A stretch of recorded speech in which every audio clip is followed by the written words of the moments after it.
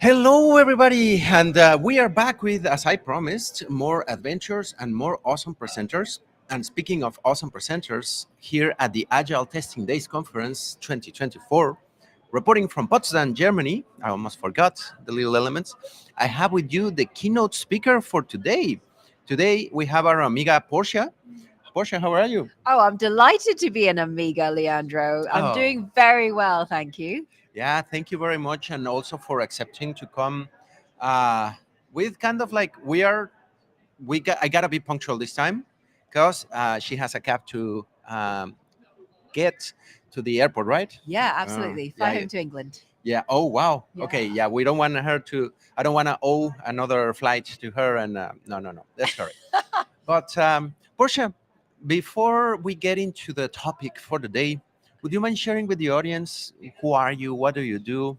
What makes you special? Yeah, sure. And I think you're very special too, Leandro. Oh wow, wow, my God. So I First work time. as the play alchemist and executive leadership coach. So I work with individuals and teams, looking at both individual transformation as well as systemic transformation for organizations, so that we can enable not just the flow of um, financial value or product value, but the flow of human potential throughout an organization. And that requires us to work at a higher level, as a more of a systemic level when we work with teams and organizations.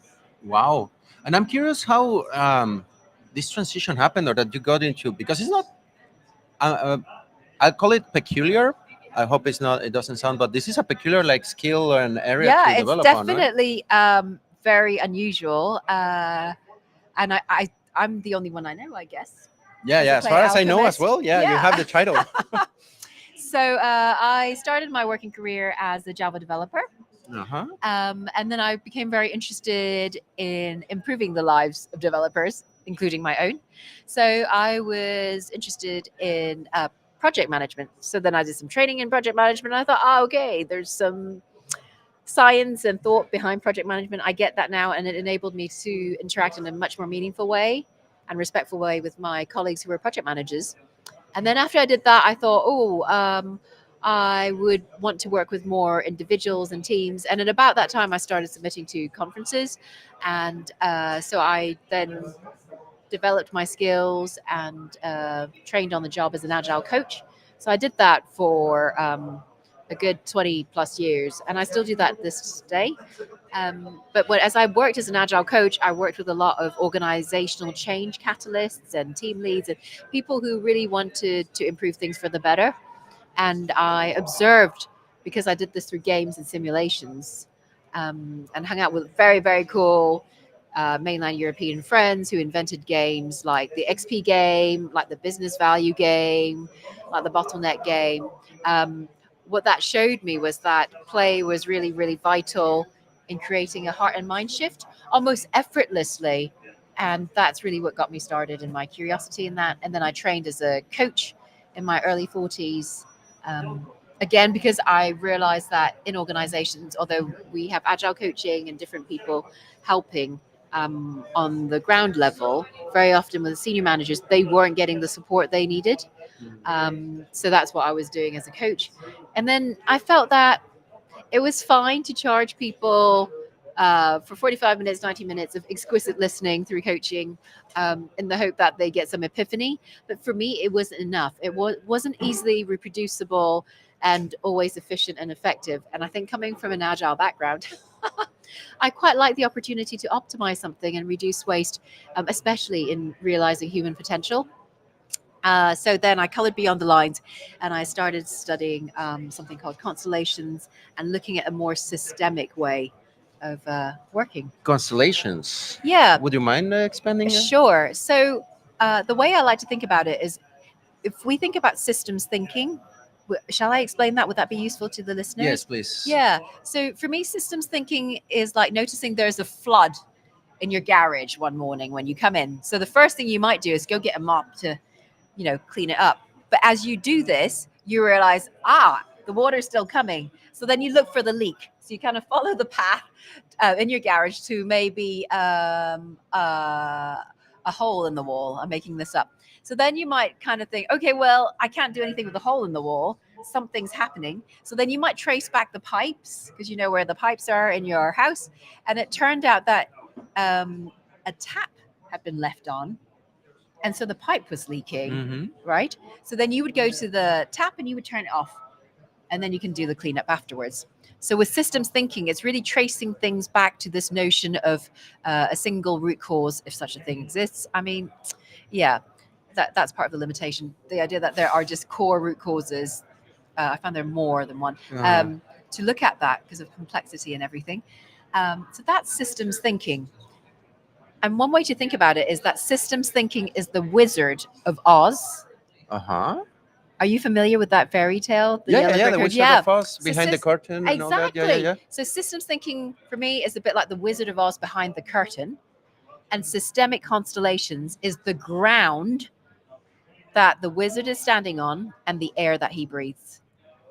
Wait, what? Exactly. Exactly. That's what I thought when I came across it.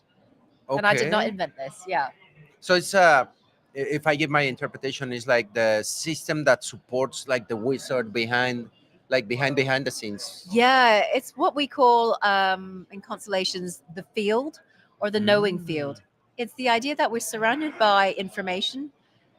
And when we really tune into our minds and bodies and our hearts, right, really align, there are ways of knowing things like intuition or insight that suddenly comes as though it came from nowhere.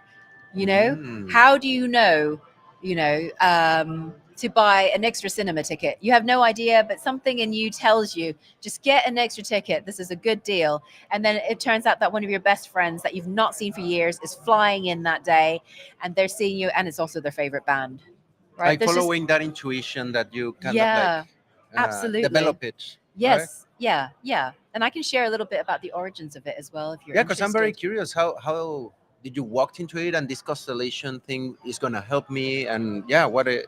Yeah, so I started really with the coaching element because I was noticing that when I listen to a client, um, you're effectively, let's call it in a geeky way, troubleshooting. You're diagnosing, Yeah, like. you are, right? And we don't mean this in a psychological way. We mean this in a software way, right? We're troubleshooting, we're Well, it could be a finding, little bit psychology, but depends on the but yes, customer. indeed. And so I'm going to play this with the language of software development because I feel that that's more honoring and clear. So it's a bit like debugging a system, Mhm. right? So you add on the Putting the breakpoint here, yeah, and then let's. exactly. So you're hooking on the debugger, right? You find the breakpoints, and then you're just tracking to see what's useful, and you might suggest where the defect. Again, I'm using software terms in this sense of where things might be, and then we can explore it there. Um, so that was okay with the coaching, but it was very ad hoc, and I could feel that my own ego was getting in the way, my own Ah. history, my own story. So it was very difficult to see what was coming from me without polluting what was the client's own system. Hmm. So I basically wished that there was an alternative way that I could better ground or center myself, is what a lot of coaches talk about. So you've got things like clean language, and there's all sorts of different techniques and tools you can use. And actually, clean language is very close to the way the field works. Anyway, it works with the field. Um, so I started getting into constellations because I wanted to know how I could be um, the best servant leader, if you like, to work in service of my clients. Um, and so a friend of mine said, and actually she was Polish. Mm. She's my meditation coach, and she said, "Oh, I Oh. think it would be interesting for you to look into the systemic constellations." So another name for systemic constellations is family constellations, looking at the relationships you have in your family and entanglements that may no longer serve you. Um, and the thing with family constellations is that it's expanded significantly. And the original idea came from a German priest and psychologist, Ah, and he went to see the Zulus some time ago, right? okay. Possibly with the intention of converting them, because those were the days, right, when that might have happened. And so he lived with the Zulus for some time, and he observed them, as the story goes. He observed them, witnessed how they managed to keep enough peace within tribes for the tribes to flourish. And so he packed a suitcase, came back to Germany because that's where we are in, the homeland of systemic constellations, and he wrote down key principles that enabled systems to flourish. So recognizing like belonging, safety, and recognition, and balance of exchange. Those are all key principles to maintain Ah, systemic health. And then he started working with a whole bunch of folks, actually, in particular, which was really interesting. He worked with the descendants of perpetrators in the Second World War. Yeah, because they were seeing that the descendants of the perpetrators of the Second World War were getting sick. they felt responsible. Well, this is the interesting thing, right? It was different symptoms of illnesses that whilst they could diagnose and recognize what the illness was, it was never in their family line. It wasn't like an inherited disease, but they were displaying the symptoms of unwellness. And he made this link between this energetic work of having the field, and as you have guessed, that actually there is perhaps some truth in that we inherit what our ancestors have done. It's very unusual work, and actually it originates as well from the family therapist Virginia Satir. So he took her work, built on it, combined it with the Zulus. Very, very interesting stuff. So he started mapping out relationships, and when you trace back, with the descendants, and trace back to who perhaps their father or grandfather was, the role they played, what happened at that time, and this is really now in the field of quantum physics, neuroscience, and epigenetics, and it's Because like science it is could be catching up. conscious or unconscious that you kind of Exactly. feel, know, or just Yeah. like aligning stars from something that happens. Exactly. Exactly. I like it because it's like a holistic perspective on what are the. And now I think I'm starting to get a little bit the constellation elements and why it's a full picture, and you need to pay attention to all, right? Yeah. Yeah. Absolutely. And I'm curious, how does this involve? And I want to get into the keynote part because Sure. playing is a big part that I am curious about.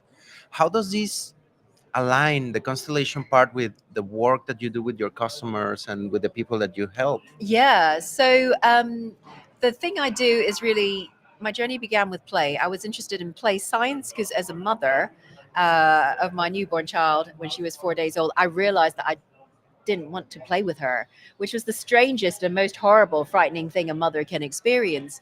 And I feel, and one of the most anyway. And I was like, this is weird because I've been playing with adults in organizational change, doing games and, all sorts of activities, very playful. And I'd established some kind of reputation for myself at that time. And to recognize that all of a sudden, actually, maybe I don't really know what play is. I found myself avoiding play with my daughter. That was the start of the journey. So, whilst I use play, true play is safe play, fair play, and being a good sport, to name but a few, attributes for that from Dr. Stuart Brown. Um, I was starting to see, well, actually, when people play, how you play is how you lead, Interesting. and how you lead is how you play. And this kind of gorgeous infinity sign causality relationship between the two. And I thought, okay, if I want to be better at my job and to be a better leader, let me just work on the maybe slightly different, not necessarily easier thing. And so I worked on my playful self. I cultivated my multiple intelligences, used a lot of the play science stuff to basically rewire my relationship with play. And when we look at the key attributes of a playful leader that I've observed, they are resourceful, responsible, resilient, real as in authentic and genuine and safe, as well as real.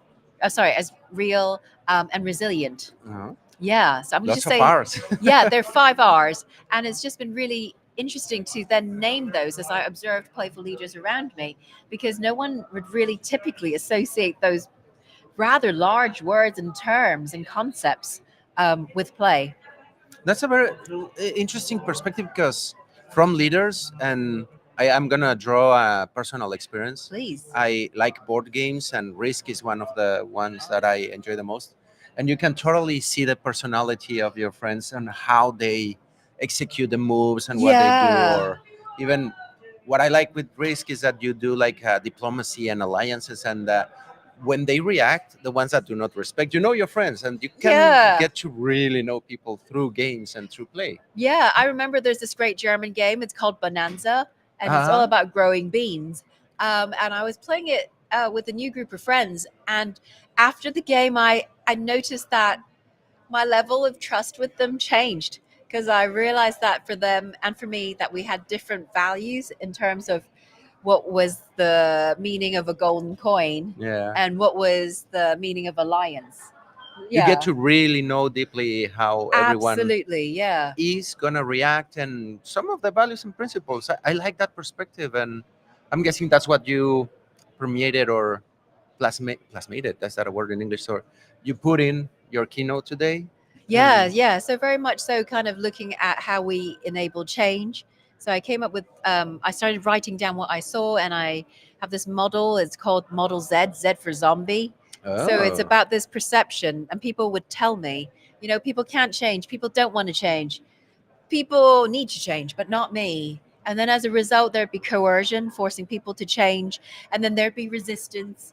And then there'd be pain and suffering. And so the cycle would continue. And I was like, but that's not my experience, actually. Because through the invitation of play, which for me is safe play, fair play, and being a good sport, is fun, flexible, and freely chosen. hmm, By honoring those principles, people were much more open to me than they would otherwise. And I would always start with a simulation. And through that, through a 2 day simulation, I would be able to predict what the first three sprints would like, support and surround the team to get the managers ready. Because actually, the way we play is the way we do our work, right? hmm, So, because they played the simulation, we could predict what the first three sprints would be like. Um, and so it was very obvious that some would overplan and put in too much work. But I let them because that was part of the learning. Teams have to learn that for ourselves, just like our children do, and we have to learn our own lessons. that's super. I and even I'm gonna say like super deep, super interesting. All the elements that you're putting together through play with the constellations. There's so much depth here. I'm getting overwhelmed. And super curious. Where would you give some? Where can people, and especially also for me, and asking personally, where can I learn more about all these constellations play, or how Yeah, did you got into sure. it? Yeah, yeah.